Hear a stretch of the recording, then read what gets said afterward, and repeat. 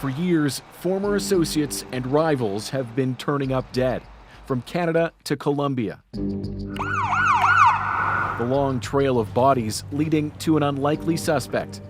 Ryan Wedding, once an Olympic snowboarder from BC, now one of the FBI's most wanted, with a $10 million bounty on his head. Wedding went from being an elite athlete to an alleged drug kingpin and murderer to now a famous fugitive. Retracing his path from the top of the mountain to the underworld, we hear for the first time from the woman he married while in prison. He said that he was just at the wrong place and wrong time. And the FBI agent who confronted him. He's someone who needs to be brought to justice because this won't be the end. Canada. At the 2002 Games in Salt Lake City, somewhere in that Team Canada crowd was a promising 20-year-old Olympic rookie, seemingly destined for a long career on the slopes. Notre Canadien maintenant, Ryan Wedding. At 6'3" and with grandparents who owned a ski hill in Thunder Bay, Ontario, Wedding proved a natural, flying down the giant slalom course. Though this would be his only time competing on the world's biggest stage. Failing to qualify for the next round, within years Wedding would be forging ties with a Mexican drug cartel. For the Vancouver Sun, crime reporter Kim Boland wrote about Wedding when those connections later came to light.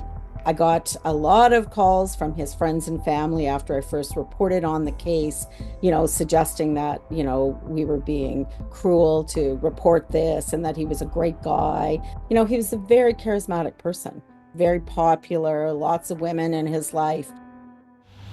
In 2006, in Maple Ridge, east of Vancouver, came the first sign of trouble.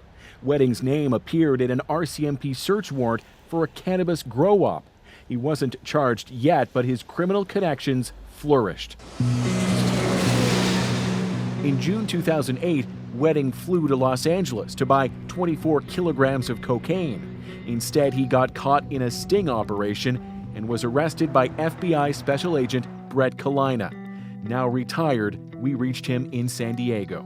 We really didn't know about Ryan Wedding until he stepped off the plane. He was very confident that he was just going to be able to pull this off. This was going to be a deal like any other that he may have done up in Canada. And again, we didn't have a huge history at that point of him. We did not know he was a snowboarder. U.S. court records obtained by CBC News show Wedding pleaded with the judge for a lenient sentence. "Your Honor, what I did was completely out of character for me," he said. "I am truly sorry.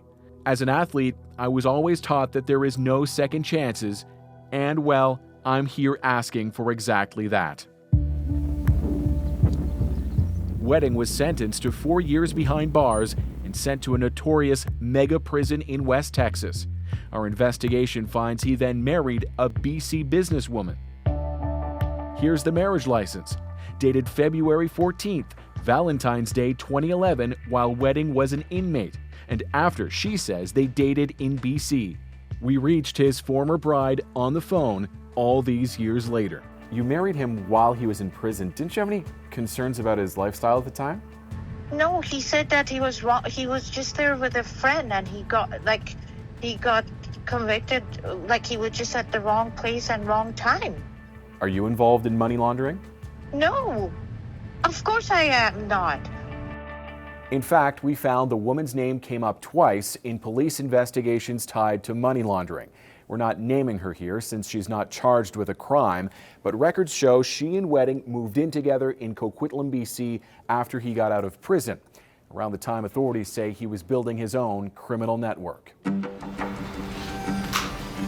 By 2015, Wedding was on the RCMP's radar when they unveiled a major operation targeting cartel-linked cocaine imports by sea.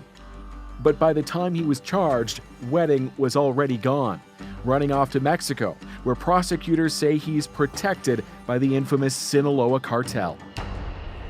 All of it coming to light last fall when U.S. federal authorities laid out drugs and guns seized in their investigation, announcing they too were now on the hunt for Wedding. Upon his release, we believe he went back to drug trafficking and in fact built this prolific and ruthless organization. From a South Florida mansion to the streets of Colombia, officers arrested suspected accomplices, even alleging Wedding orchestrated a botched shooting in this Caledon, Ontario home in November 2023 over a stolen drug shipment. My father was shot in front of me. I heard my mother's last screams, and after that, it was complete silence. Police later revealing the attack on that family was a grim case of mistaken identity. The RCMP say Wedding still poses a serious threat in Canada. Authorities releasing these two photos, both taken somewhere sometime in 2024, betting someone will remember seeing him and report his whereabouts. The hope is that $10 million bounty will also help put an end to a decade-long manhunt.